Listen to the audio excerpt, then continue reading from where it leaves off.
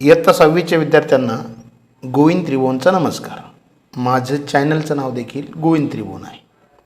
मित्रांनो, आज आपण एका वनप्रेमी असणाऱ्या एका असाधारण माणसाबद्दल माहिती मिळवणार आहोत की ज्या व्यक्तीने 1979 पासून ते आज तागायत म्हणजे अद्याप एका वाळवंटी प्रदेशात 1500 एकर जंगल स्वतःने जगवले. म्हणून विद्यार्थ्यांनो, आपले आदर्श देखील अशाच व्यक्ती असायला पाहिजे. चित्रपटातील हिरो आदर्श ठेवण्यापेक्षा प्रत्यक्ष जीवनात असणाऱ्या जाधव पायंगलाच आपण आदर्श मानूया. चला तर बघूया मोलाई कथोनी हा पाठ. मोलाई हे त्याचे टोपण नाव आहे आणि कथोनी म्हणजे जंगल. मोलाई हे त्याचं टोपण नाव आहे आणि कथोनी म्हणजे जंगल. One day in the terrible summer season of 1979 changed the life of Jadhav Payeng. 1979ला एका उन्हाळ्यामध्ये जाधव पायंगचं संपूर्ण आयुष्य बदललं. He lived in a small village on the banks of the Brahmaputra. आणि हा जाधव पायंग कुठं राहत होता? ब्रह्मपुत्रा नदीवर जे काही छोटं गाव आहे, लहान गाव आहे, त्या गावामध्ये हा जाधव पायंग नावाचा व्यक्ती राहत होता. The Brahmaputra is a great river. खूप मोठी आणि महान अशी ब्रह्मपुत्रा नदी आहे. In places it is more than 7 to 8 kilometres wide. आणि या ब्रह्मपुत्राचं जे काही पात्र आहे ते साधारणपणे 7 ते 8 किलोमीटर रुंद आहे. वाईड म्हणजे रुंद. It has many sandbars and even an island known as Majuli island. आणि मग त्या ब्रह्मपुत्रेमध्ये भरपूर असे वाळूचे पट्टे आहे आणि बेट देखील आहे. आणि त्या बेटाला, त्या वाळूच्या पट्ट्याला माजुली आयलँड असं म्हटलेले आहे. Waters of Brahmaputra often flowed Majuli and the sandbars. आणि नियमितपणे ब्रह्मपुत्रेला पूर यायचा आणि त्याच्यासोबत हे जे काही वाळूचे पट्टे आहे हे देखील त्या पुरामध्ये वाहायचे. At times the river even swept away some of the sandbars. आणि बऱ्याच वेळेस या पुरामध्ये जे काही वाळूचे पट्टे असायचे, जो काही वाळूचा भाग असायचा तो देखील पाण्याच्या प्रवाहासोबत वाहून जायचा. When Jadhav was about 15 years old, he saw a terrible sight. ज्यावेळेस जाधव हे 15 वर्षाचे होते त्यावेळेस एक भयानक घटना घडली. On one of the sandbars, thousands of snakes lay dead. आणि मग एकदा खूप मोठा पूर येऊन गेला आणि पुरासोबत जे काही वाळू आली त्या वाळूमध्ये शेकडो हजारो जे काही साप होते ते मेले, ते मृत पावले.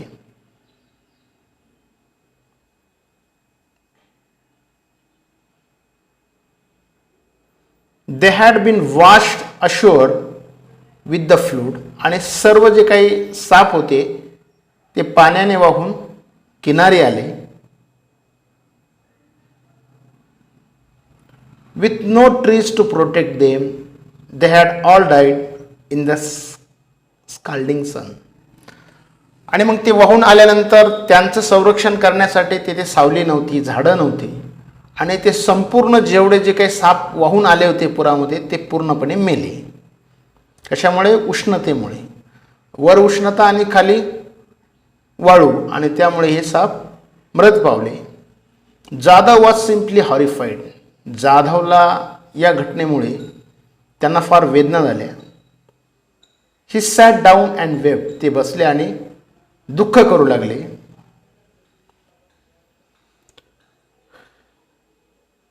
There and then he found his mission to turn the sandy barren land green with trees. आणि ते बसले, ते दुःख करायला लागले आणि त्याच वेळेस त्यांनी त्यांच्या मनाशी पक्का निर्धार केला हा जो काही वाळूचा पट्टा आहे, हे जे काही वाळवंट आहे, त्या वाळवंटाचं रूपांतर आपल्याला जंगलामध्ये करायचं, झाडामध्ये करायचं. For more than 30 long years, Jadhav Payeng toiled on the dry barren area and transport it into the forest. मागील जवळपास 30 वर्षापासून सतत कष्ट करून त्यांनी त्या वाळूपट्ट्याचं रूपांतर एका जंगलामध्ये केलं.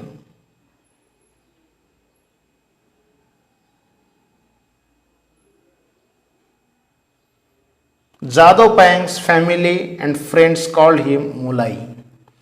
आणि त्यांचे कुटुंबातील लोक आणि त्याचे मित्र त्यांना मोलाई या नावाने ओळखायचे. मोलाई हे त्यांचं टोपण नाव होतं. Molai work in the forest department scheme to plant trees. आणि मग हा मोलाई फॉरेस्ट डिपार्टमेंटचे जे काही कर्मचारी होते, त्यांची जी काही योजना होती त्यांच्यासोबत झाडं लावण्यासाठी हे जाधव पायंग देखील मदत करू लागायचे. For some reason that work stopped. आणि काही कारणामुळे त्यांचं जे काही झाडं लावण्याचं काम होतं ते थांबलं. All the other labourers left. जे काही काम करणारे लेबर होते, कर्मचारी होते, मजूर होते, ते निघून गेले. But not Molai. बघा, हा मोलाई तेथून निघून गेला नाही. He decided to carry on the work all by himself. आणि मग त्याने ठरवलं, त्यांनी जरी काम सोडलं परंतु आपण काम सोडायचं नाही. आणि त्यांनी म्हणजे मोलाई कथोनी यांनी त्यांचं काम पुढं चालू ठेवलं. He went to the forest department officers and the elders in his village. आणि मग ते सगळे निघून गेल्यानंतर ते फॉरेस्ट डिपार्टमेंटचे जे काही अधिकारी होते त्यांच्याकडे आणि गावातल्या लोकांकडे हे जाधव पायंग गेले. मोलाई नथिंग ग्रोज ऑन द सँडबार्स. आणि मग ते समजून सांगू लागले या जाधव पायंगला की या वाळूमध्ये काहीही वाढणार नाही. Don't waste your time. तुम्ही तुमचा वेळ इथे वाया घालवू नका. Many of them advise. आणि बऱ्याच लोकांनी त्या जाधव पायंगला ॲडवाईस दिला, सल्ला दिला की तुम्ही या वाळवंटाच्या भागामध्ये काही मेहनत करू नका, कुठलीही झाडं लावू नका, येथे काहीही येणार नाही. But someone told him to try growing bamboos. परंतु त्याच्यातले काही चांगले पण होते. त्यातील एका जणाने सल्ला दिला की जाधव तू बांबू लावून बघ. The forest department people gave him some sapling. आणि मग फॉरेस्ट डिपार्टमेंटच्या लोकांनी त्या जाधवला, त्या पायंगला सॅपलिंग म्हणजे रोपटे दिले, बांबूचे रोपटे दिले. Early next morning Molai went to the island and planted his first tree carefully. आणि दुसऱ्या दिवशी सकाळी सकाळी जाधव पायंग त्या वाळवंटात गेले, नदी किनारी गेले आणि ते जे काही सॅपलिंग दिलेले होते, रोपटे दिलेले होते, त्या निर्जन बेटावर ते लावू लागले. अत्यंत काळजीपूर्वक ते रोपटे लावू लागले. After that he visited the island every day. आणि त्यानंतर ते दररोज त्या बेटावर नियमित जायला लागले. Watering and tendering the plants with love.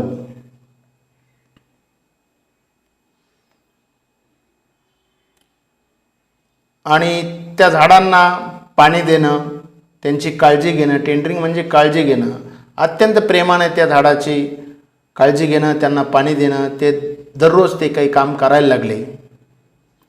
The plant began to grow. आणि ते झाड वाढायला लागलं. With them Molai's hope also grew. आणि झाडाचा सकारात्मक सिग्नल मिळाल्यामुळे त्यांना देखील आशा निर्माण झाली. He began to look for more sapling and other type of tree. आणि मग त्यांनी बांबूच्या व्यतिरिक्त जे काही रोपटे होते त्यांची शोधाशोध करायला त्यांनी सुरुवात केली. He brought silk cotton sapling next आणि त्याच्यानंतर त्यांनी जे काही सिल्क कॉटन सॅपलिंग, जे काही ज्या रोपट्यापासून रेशीम तयार होतं, असे रोपटे, रेशमाचे रोपटे त्यांनी आणले. टू हिज डिलाईट दे टूक रूट ऑन द आयलँड, आणि ते देखील चांगल्या पद्धतीने वाढायला लागलं. Part of the island was now dotted with green, आणि तो जो काही बेट होता, ते जे काही बेट होतं, त्या बेटाचा एक भाग थोडाफार आता हिरवा दिसायला लागला. Molai now spend all his time on the small island, आणि हा जो काही मोलाई होता तो त्याचा संपूर्ण वेळ त्या आयलँडवर घालवायचा, काम करायचा, रोपटे लावायचा. Every day without fail he watered the plants, made fence around them, gave support to the sapling, आणि दररोजचे जे काही काम होतं की झाडांना पाणी देणे, झाडांना फेन्सिंग करणे, कुंपण तयार करणे, त्यांना सपोर्ट देणे, हे दररोजचे नियमितपणे जाधव पायिंग हे काम करायला लागले. He even carried good soil in his little boat and spread it near the plants. एवढंच नाही तर ते झाडांना माती देखील त्यांच्या बोटीमधून आणून त्या झाडांना द्यायचे.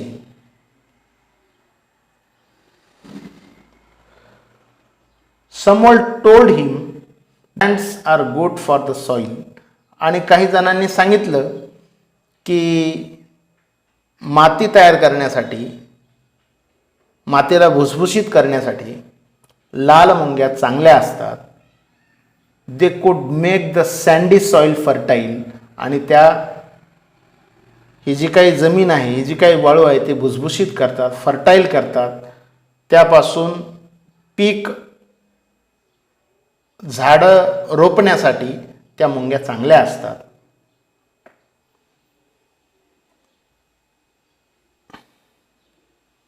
मोलाई then carried heaps of them to the island, आणि मग त्यांनी भरपूर, हिप्स ऑफ देम म्हणजे ढिगभर, त्या लाल मुंग्या त्या बेटावर आणून सोडल्या. He was not put out by the ant bites, आणि ते त्या मुंग्या आपल्याला चावतील याची त्यांनी कधीही पर्वा केली नाही. He also took different type of grasses there. मुंग्याच काय, त्यांनी वेगवेगळे प्रकारचे गवत देखील त्या बेटावर आणले. The green patches on the island become thicker and bigger, आणि तो जो काही हिरवा पट्टा तो छोटा होता, तो आता थोडा थोडा मोठा होत चालला. झाडांची संख्या वाढली, गवताचं प्रमाण वाढलं. हे सगळं कथोनी मोलाई हा टप्प्याटप्प्यानं करू लागला, आणि म्हणून हा गवताचा हिरवा पट्टा हा वाढत चालला. For months and years Molai work all alone on the small patch of the island.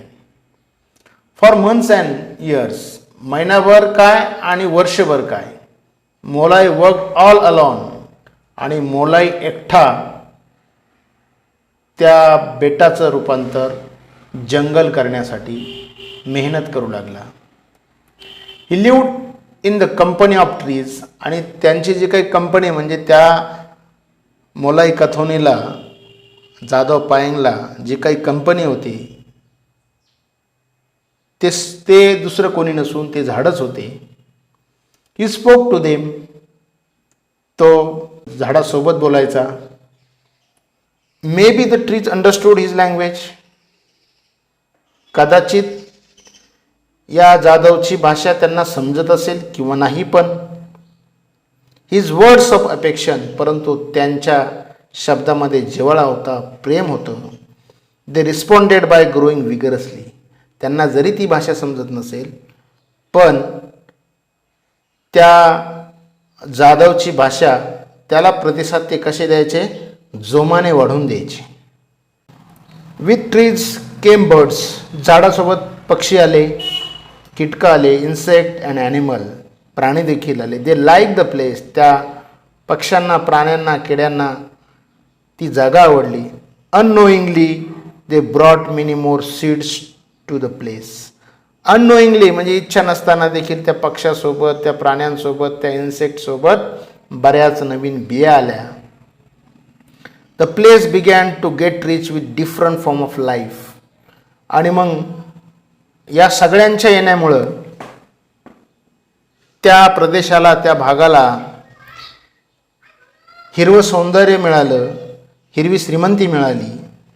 Even then Molai did not abandon his work. एवढं असताना देखील मोलाई त्याच्या जे काही काम होतं ते नेटाने चालू होतं. अगदी न थांबता त्यांचं जे काही काम होतं अत्यंत जोरानं चालू होतं. The forest now became a second home for him. आणि त्या पायंगला हे जे काही जंगल होतं हेच दुसरं घर देखील होतं. People in that area named it Molai's Kathoni, Molai's forest. आणि मग आजूबाजूच्या लोकांनी त्या प्रदेशाला काय नाव दिलं? मोलाई. मोलाई हे त्याचं टोपण नाव होतं आणि कथोनी म्हणजे जंगल. मोलाईचं जंगल. आजूबाजूच्या लोकांनी त्या भागाला, त्या बेटाला नाव दिलं मोलाईज कथोनी म्हणजे मोलाईचे जंगल. टुडे मोलाईज कथोनी कवर्स अन एरिया नियरली 1500 एकर्स. आणि आज जवळपास 1500 एकर क्षेत्रावर जंगल निर्माण झालेले आहे. And with Molai's effort it is growing every day.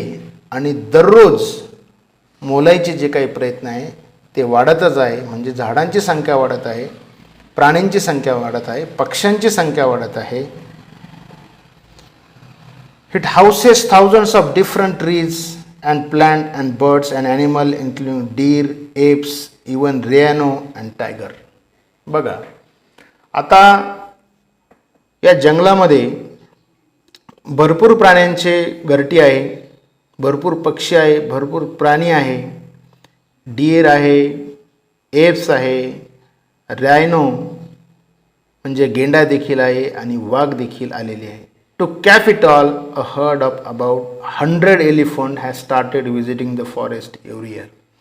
एवढंच नाही तर दरवर्षी जवळपास 100 हत्ती या जंगलाला व्हिजिट करतात, भेट देतात, येतात.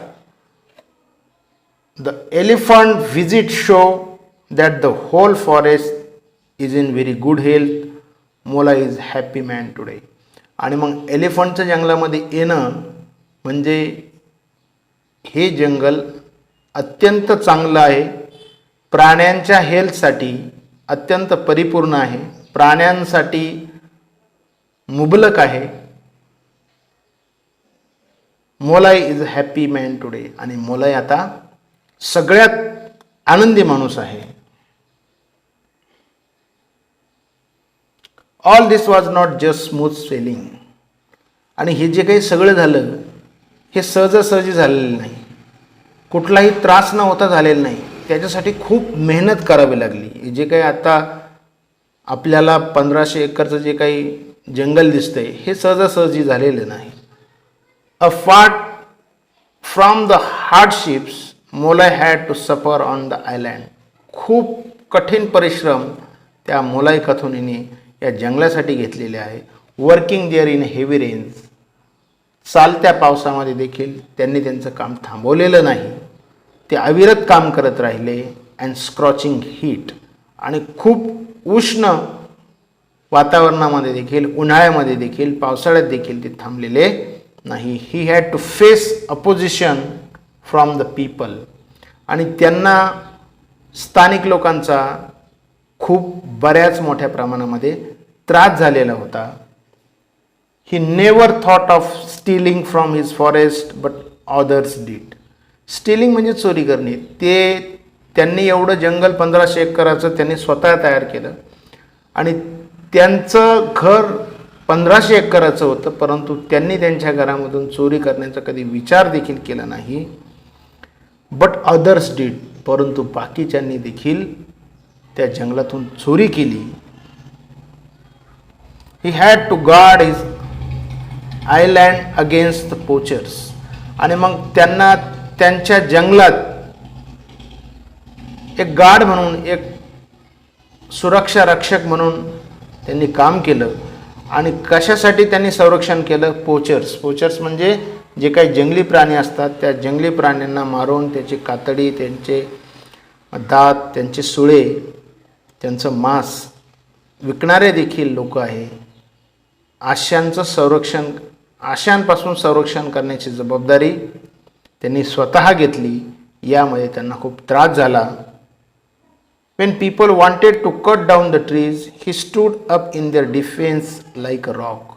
आणि बरेच लोक ज्यावेळेस जंगलामध्ये झाडं तोडण्यासाठी येत असत त्यावेळेस ते स्वतः एका खडकाप्रमाणे उभे राहायचे, विरोध करायचे आणि ते म्हणायचे की त्या झाडांना तोडण्या अगोदर तुम्ही मला तोडा किंवा मला मारा आणि नंतर झाडाला मारा. अशा पद्धतीने त्यांनी त्या जंगलाचं संरक्षण केलं. You will have to cut me before you cut the trees, he warned. आणि त्यांनी सांगितलं की अगोदर मला मारा आणि नंतर झाडांना मारा. Wien elephants came they cause a lot of damage on the way. आणि ज्यावेळेस हत्ती त्या जंगलामध्ये यायला लागले, रस्त्यांनी त्यांनी खूप शेतकऱ्यांचं नुकसान केलं. They destroyed the rice field and huts. त्यांनी भाताची जे काही शेतं होती त्यांचा नुकसान केलं. त्यानंतर झोपडींचं नुकसान केलं. इव्हन्स मोलाईज ओन हट वॉज डिस्ट्रॉईड. एवढंच काय, मोलाईची स्वतःची जी काही झोपडी होती, घरटं होतं छोटंसं, ते देखील त्यांनी डिस्ट्रॉय केलं, तोडलं. People wanted to beat up Molai's because it was his forest that invited the elephants. आणि मग लोकांचं नुकसान झालं, भाताचं नुकसान झालं, घराचं नुकसान झालं. आणि मग त्या लोकांनी ठरवलं, त्यांना अशी इच्छा होती की आता या मोलाईमुळेच हत्ती झाले, मोलाईमुळे जंगल आलं आणि जंगलामुळे हत्ती येऊ लागले, म्हणून त्या लोकांनी त्या मोलाईला मारण्याचं ठरवलं. Molai was not afraid. परंतु मोलाई घाबरला नाही. He was firm in his resolve to create and protect green cover for the land. आणि मोलाई हे त्यांच्या कामावर, त्यांच्या विचारावर, त्यांच्या निर्णयावर ठाम होते. ते घाबरले नाही. आणि ज्या ज्या समस्या आल्या हिरवा पट्टा तयार करण्यासाठी किंवा वन तयार करण्यासाठी, जंगल तयार करण्यासाठी, ते न घाबरता, न डगमगता त्यांनी सर्व प्रश्न सोडवले. In the end most people left the area. They shifted the village to make way for the elephants. आणि मग शेवटी ज्या लोकांमुळे त्या जंगलाला अडचण येत होती, हत्तींना येण्या जाण्यासाठी अडचण होती, शेवटी ते शिफ्ट झाले, तिथून स्थलांतरित झाले, ते सुरक्षित ठिकाणी गेले. Molai keeps cattle for his own living. आणि स्वतःचा उदरनिर्वाह करण्यासाठी मोलाई गुरे सांभाळायचा, गाई सांभाळायचा. Luckily he has full support from his family. आणि नशिबाने त्याच्या कुटुंबाने त्याला हे काम करण्यासाठी पूर्णपणे सहकार्य केलं होतं. They help him in his work in all possible ways. त्यांनी कुठल्याही कठीण प्रसंगामध्ये त्या मोलाईला मदत करण्याचं ठरवलं होतं. Molai's children will carry on his work. आणि मोलाईचे जे काही मुलं देखील होते ते देखील त्यांना मदत करायचे. People outside Molai's own tribe didn't know about Molai's work. आणि दूरवरचे जे काही लोक होते त्यांच्या जमातीतील, त्यांच्या जातीतील, त्यांना देखील मोलाईबद्दल, मोलाईच्या कार्याबद्दल काहीच माहीत नव्हतं. One day a photographer roaming in that area found Molai's working in his forest and guarding it. आणि एक दिवस एक फोटोग्राफर फोटो घेत असताना, फिरत असताना त्याच्या लक्षात आलं की एक व्यक्ती, तो स्वतः एवढं जंगल त्याने तयार केलं आणि कुठलाही गाजावाजा न करता तो त्याचं काम करतोय, या संपूर्ण जंगलाचं संरक्षण करतोय, हे त्याच्या लक्षात आलं. When he came to know that Molai had grown the forest single handedly. आणि मग त्याच्या लक्षात आलं की एकाच व्यक्तीने एवढं मोठं जंगल तयार केलेलं आहे, त्याचं संरक्षण केलेलं आहे, झाडं लावलेली आहे. He was greatly impressed. आणि तो फार प्रभावित झाला या मोलाईच्या कामामुळे. He told the media. आणि त्याने मग मीडियाला सांगितलं. मीडिया म्हणजे T V, newspaper T V channel etcetera आणि मग त्या मीडियाला वर्तमानपत्र टी व्ही इथपर्यंत ती बातमी गेली. About Molai single handed achievement the forest department was impressed too. आणि मग जे काही वन विभाग होतं ते देखील त्या मोलाईच्या कामामुळे प्रभावित झालं. एवढं मोठं काम एका माणसाने केलं. सर्व देश काय विदेशात देखील या मोलाईची बातमी गेली. सर्व प्रभावित झाले. They decided to the help Molai in his work. आणि मग सर्वांनी ठरवलं की मोलाईचं जे काही कार्य आहे त्यामध्ये आपण सर्वांनी मदत करायचं. The government honoured him with Padma Shri award. आणि भारत सरकारने देखील त्यांना पद्मश्री अवॉर्ड देऊन सन्मानित केलं. Molai now want to spread his message throughout the country. आणि मोलाईला देखील असं वाटत होतं हे जे काही काम माझं आहे संपूर्ण देशामध्ये संपूर्ण विदेशामध्ये या कामाची माहिती आणि प्रसार व्हावा. कशामुळे each one of us should plan and grow at least 2 trees. हा मेसेज गेल्यानंतर लोकांना झाडं लावण्यामध्ये प्रेरणा मिळेल की प्रत्येक व्यक्तीने कमीत कमी ॲटलिस्ट 2 झाडं तरी लावली पाहिजे. The trees will take care of the carbon dioxide we produce throughout our life and give us enough oxygen to breathe. Are you ready to help. आणि मग कमीत कमी जे काही 2 झाडं आपण लावू ते झाडं कशाचं काम करतील.